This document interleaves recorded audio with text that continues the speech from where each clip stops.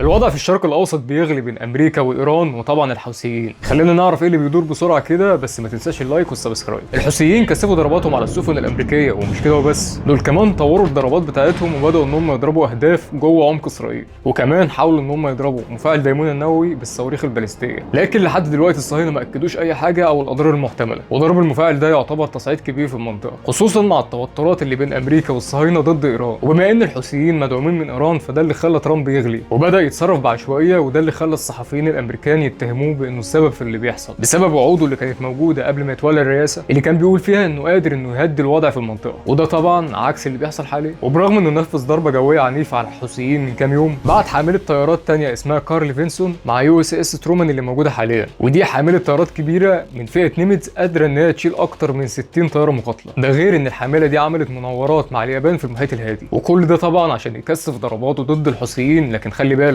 على الناحيه الثانيه ايران ما بقتش ملتزمه بالبرنامج النووي بتاعها، وبدات انها تخصب اليورانيوم بكميات اكبر، لدرجه ان الكميه الموجوده حاليا قادره انها تصنع 4 قنابل نوويه. وبناء عليه ترامب طلع يهدد، وبعت رساله لخامنئي انه قدامه شهرين عشان يهدم البرنامج النووي بتاعه، والا هيبقى فيه هجوم عسكري عليهم. انت بقى شايف ان ده تهديد ولا هينفذ ولا بيستعرض قوته؟ طبعا خامنئي طلع في لقاء تلفزيوني وقال ان التهديدات الامريكيه دي مش هتجيب معانا فايده، واي رد عسكري من امريكا هيرد بضربه اقوى. انت بقى ايه توقعاتك للي ممكن يحصل؟ لو عجبك محتوى الفيديو ما تنساش تعمل لايك وسبسكرايب عشان القناه تكبر، وتشرفت بمتابعتكم.